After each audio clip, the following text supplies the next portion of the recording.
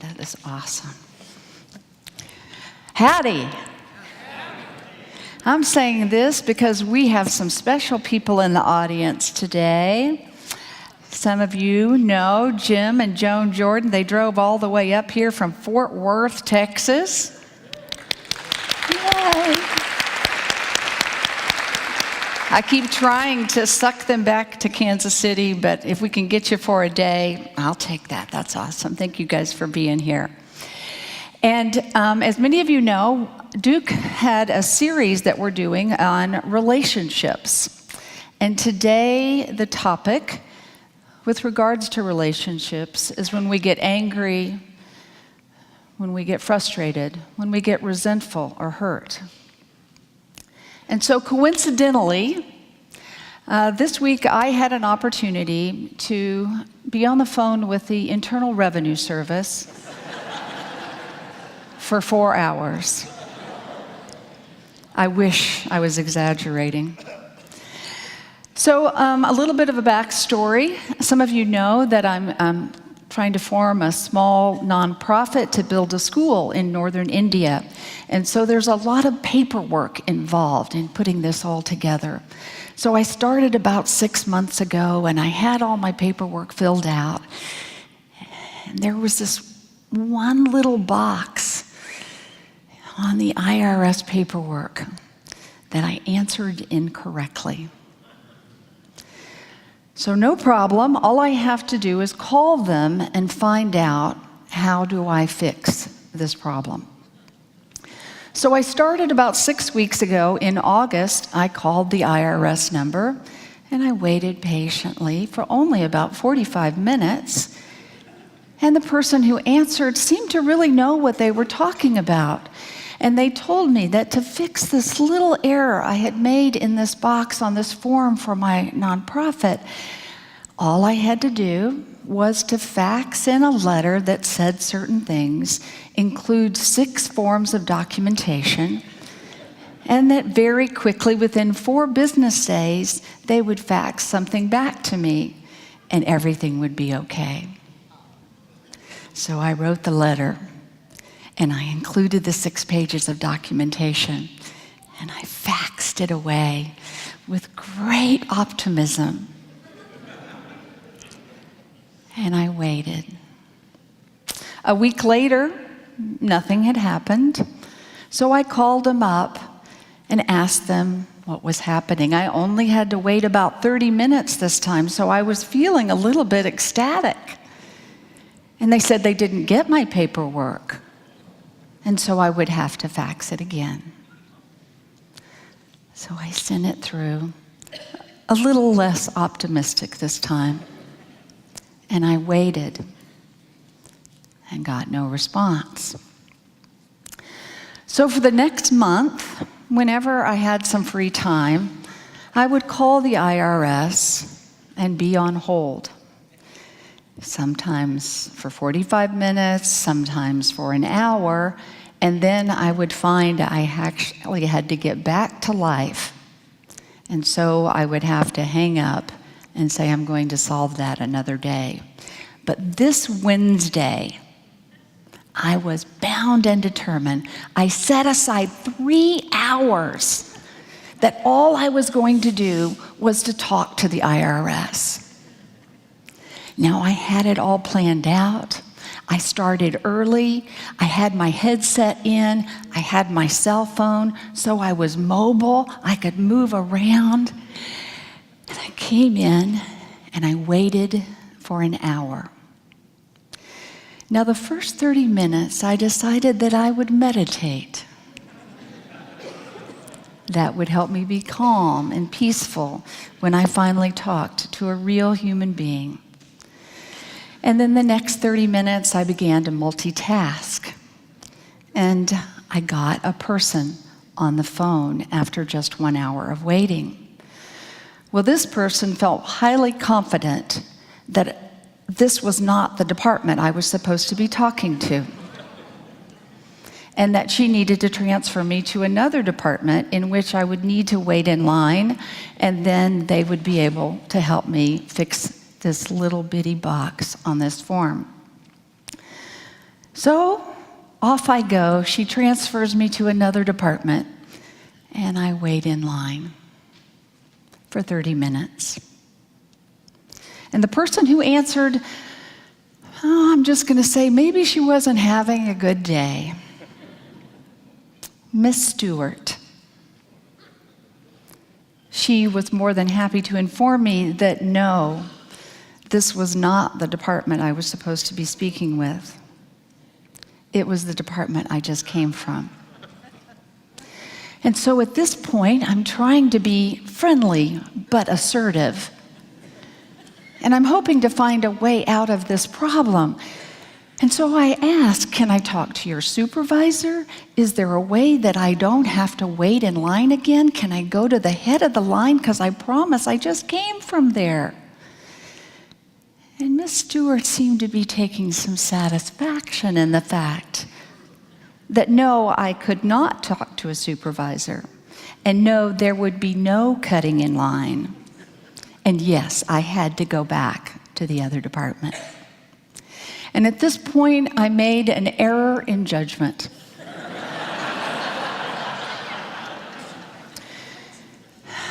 I thought that maybe it was an opportunity for some spiritual counseling. I simply asked Miss Stewart, now can you help me understand why you hate your job?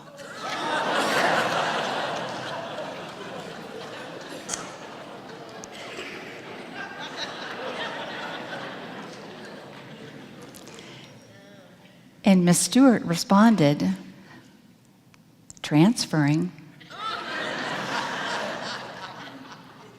So I waited in line at the department I came from for another hour.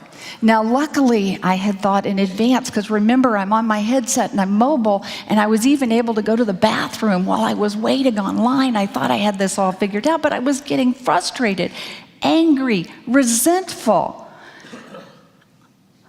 I was on the verge of tears at this point, thinking, was I ever going to be able to fix that little box on that form? I kept feeling so good about myself. I'm just trying to build a school in northern India. When I got to this person at the first apartment, Mr. Long, I was ready to tell him all the suffering I had done. So I thought of going through my spiel and telling him what had happened. And Mr. Long said something that absolutely shocked me. He said, Miss Taylor, I'm so sorry for what you've had to go through. And from my perspective, I work for you. I'm here to serve you. And with that, I broke down and cried. And I was so touched by Mr. Long, who we ended up having a fabulous conversation, who has worked for the IRS for 14 years. And he ended up telling me that he thinks that what happened is that I faxed it to the wrong number, and that if I would do these exact things, that he had never had anybody come back and say that that wasn't right. And at this point, I didn't even care if what Mr. Long was telling me was the truth. I realized that I was so touched that I felt like a human being had really heard me. I'm here to serve you. I thought about 14 years that Mr. Long had been with the Internal Revenue Service and what he must have done to have been able to be so encouraging and kind after I was ready to go after him. And he was able to have a relationship with me by simply telling me, I'm here to serve you. And as I thought about that, I realized that Mr. Long was the greatest lesson I could get, because it is about how we infuse a sense of spirituality into everyday life. Oftentimes we ask of ourselves, well, how can we make our relationships better? And we come here together as a spiritual community trying to figure out, what could I do differently? What is this all about? And I realized in that moment that there were two things that were happening, that were coming together with such beauty and grace, that it's something that every one of us can do in any moment of any day. And I think it started out that Mr. Long clearly had a certain belief. His belief was that he was working for me. And I could imagine that shifted the way that he saw himself and the world around him. But it was more than just having that specific belief. It was also in his behavior, the kindness in his voice, the willingness to listen to my tirade and to still hold that space with me.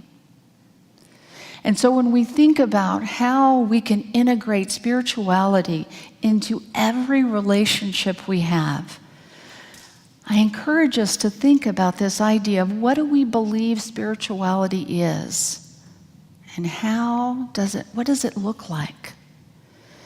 So I want to throw out some ideas and have you come up with your own sense of what is your spirituality. Some would say that it's about having a sense of something greater than ourselves. I often think in relationships how we get confrontational because I want to get my needs met, and I really don't care whether you're happy or not.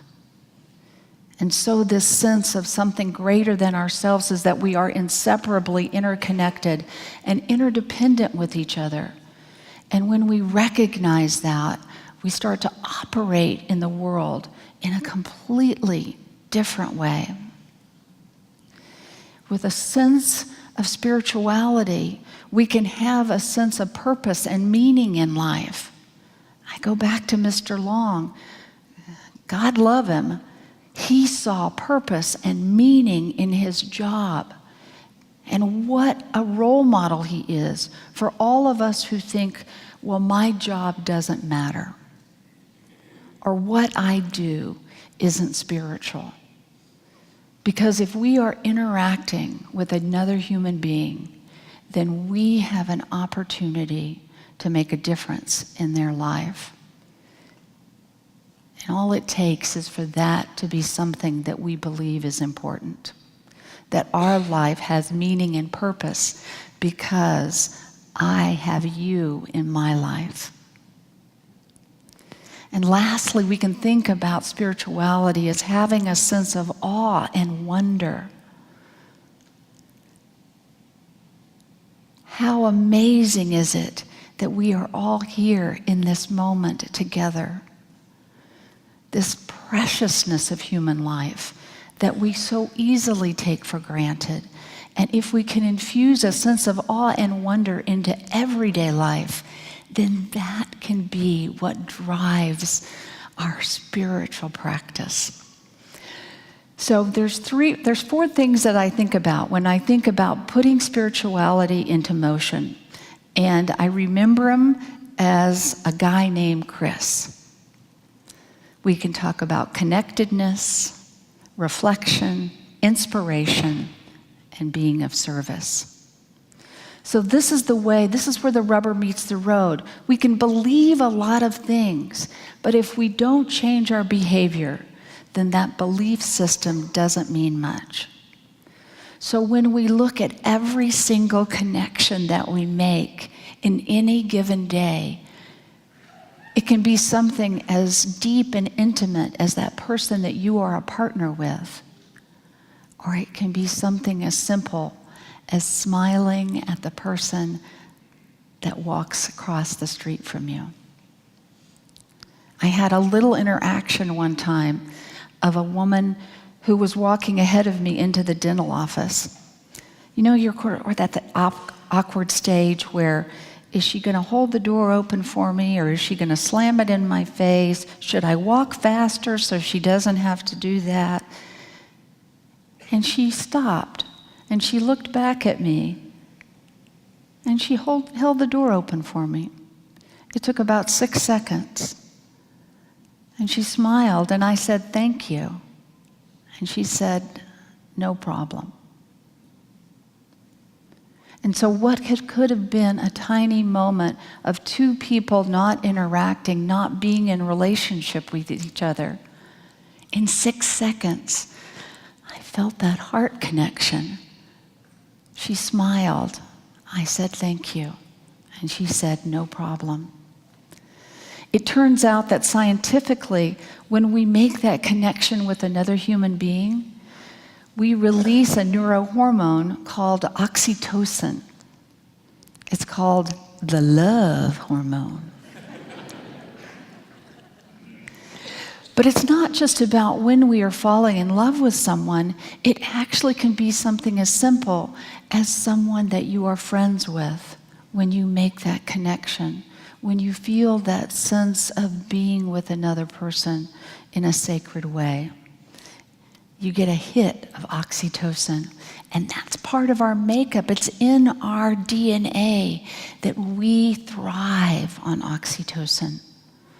When we isolate or get depressed and we stop having that connection with others, our oxytocin levels actually go down. And oxytocin actually creates serotonin. And so there is this physiological impact of having a spiritual life that is integrated into everyday moments. So we can have a sense of connection, and we can cultivate it and look forward to it. We can make time for reflection. We come here today together and we sit in the meditation, and we can reflect on what's important to me. What is my purpose? What is my value that I can give to the world? And so having those opportunities throughout the week to just have a moment of reflection can be a powerful part of keeping us on task, keeping us on track, of integrating, infusing spirituality into every moment of our lives. So we can have connection and reflection, and we can look for inspiration simply by having a gratitude journal. We talk about it all the time, but it is in fact that there is a department at the University of Stanford that is studying gratitude and compassion, because they're finding that it is such a powerful practice that it does transform you physiologically, psychologically, and of course, spiritually. And so we cannot look for what's wrong, but we can try to look for what's right. Somebody had told me they were so grateful that there's such a thing as a hot water heater. Because if you've not had hot water and tried to take a shower, you know how grateful we can be. It's those little things, it's tiny things, it's everyday things that we can be grateful for. And we can inspire ourselves as well as look for ways to inspiring others. Our words can make such a difference. We can say inspiring things. We can point out what people are doing right instead of simply looking for what they're doing wrong. And lastly, we can find ways to be of service. And sometimes this idea of being to service to others seems like some grand thing that I need to join the Peace Corps, or I need to go do something in some other place. I need to cure cancer. Those are all good things. But being of service can be as simple as showing up and holding that sacred space for somebody in their time of need. And so I want to publicly thank Mr. Long, who in his job at the IRS was able to infuse it with a sense of spirituality that we didn't talk about. I don't know what religion he was, but all he had to say to me is that he was here to be of service to me. And that made all the difference. So let's take those thoughts into meditation.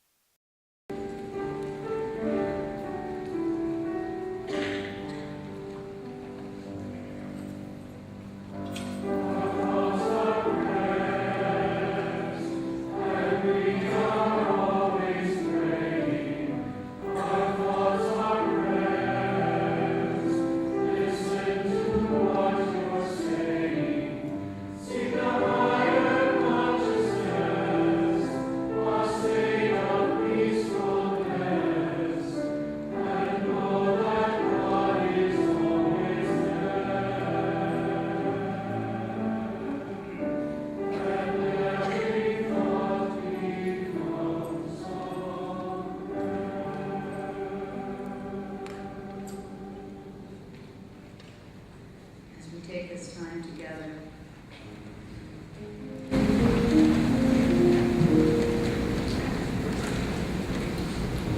Simply begin with some slow, deep breaths.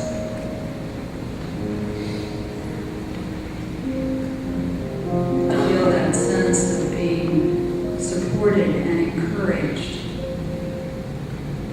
by all those around you. You, by your very presence, are supporting and encouraging everyone else.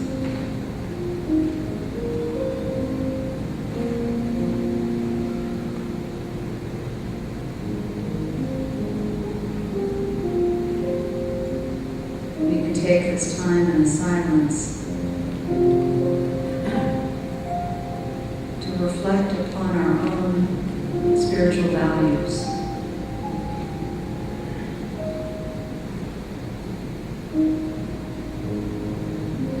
How do I give life meaning and purpose?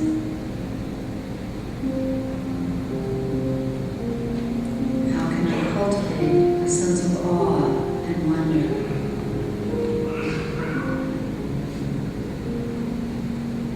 How can I remember that I am part of something greater than myself?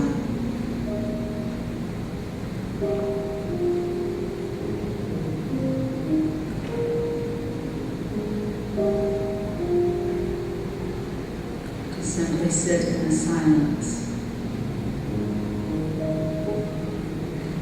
and allow God to speak to us.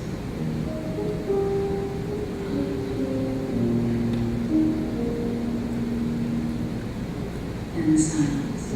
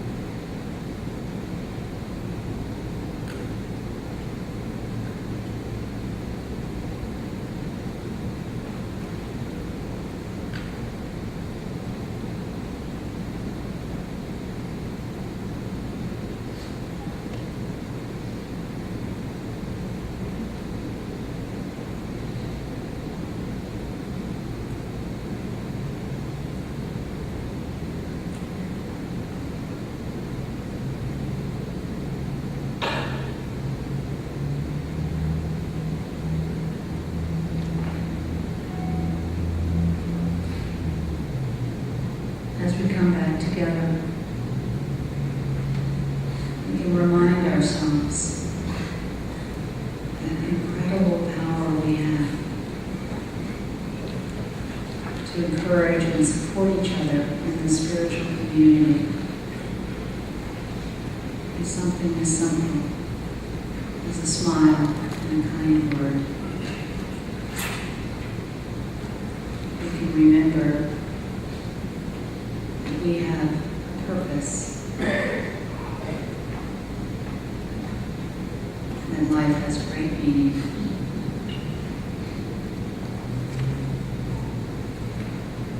And be reminded to always be in awe and wonder of this precious time.